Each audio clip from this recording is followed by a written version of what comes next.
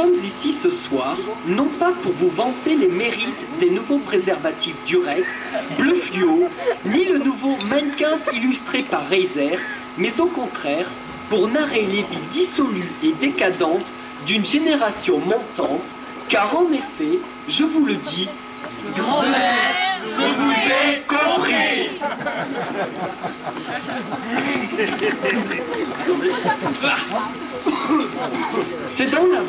C'est dans la douce province sétoise que naquirent Hélène et Janine. Dès leur naissance, déjà, elles montrèrent un caractère difficile. Oh oui. Issues de familles bourgeoises, elles décidèrent contre l'intérêt familial d'épouser le peuple en se mariant pour l'une avec un nationaliste français, intégriste chinois, non seulement rugbyman, mais surtout narbonnais. Quant à l'autre, elle se contenta d'un vigneron mal léché, à l'humour plus que douteux.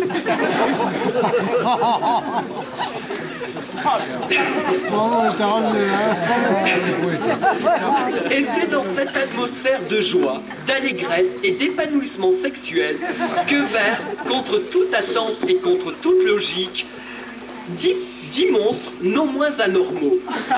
Mais revenons à nos moutons. La chose n'alla pas comme prévu, car les monstres ne faillirent pas à leur réputation.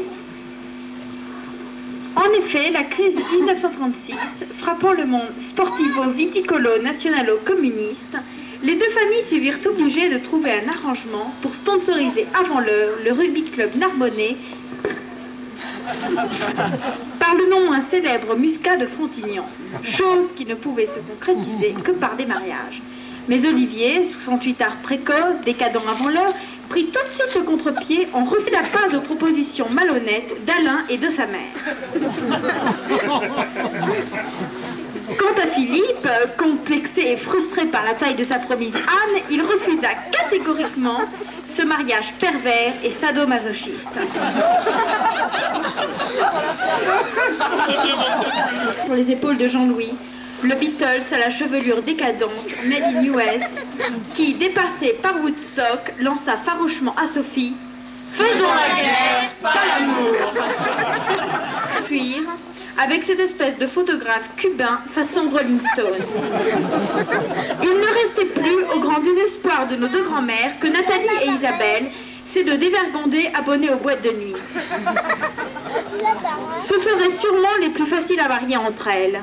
Il fallait cette fois empêcher cette union. Nous n'étions pas bouddhistes, merde.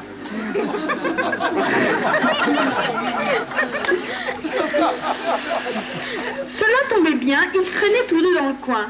Le fils d'un riche armeur noble, défroqué, bête de sexe, par-dessus tout, mais malheureusement asiatique. Tous deux étaient étrangers, mais ils n'avaient que ça.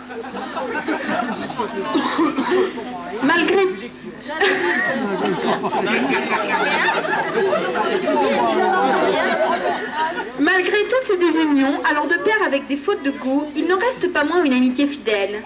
Et Freud pourrait vous dire que leur amitié féroce leur a fait perdre la notion du mariage, et que si le monde était à refaire, Pierre et Charlet feraient un couple merveilleux.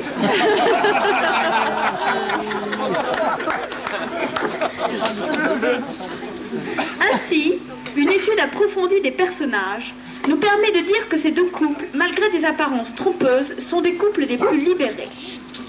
Un tableau explicatif et amplement significatif nous révèle certaines déficiences.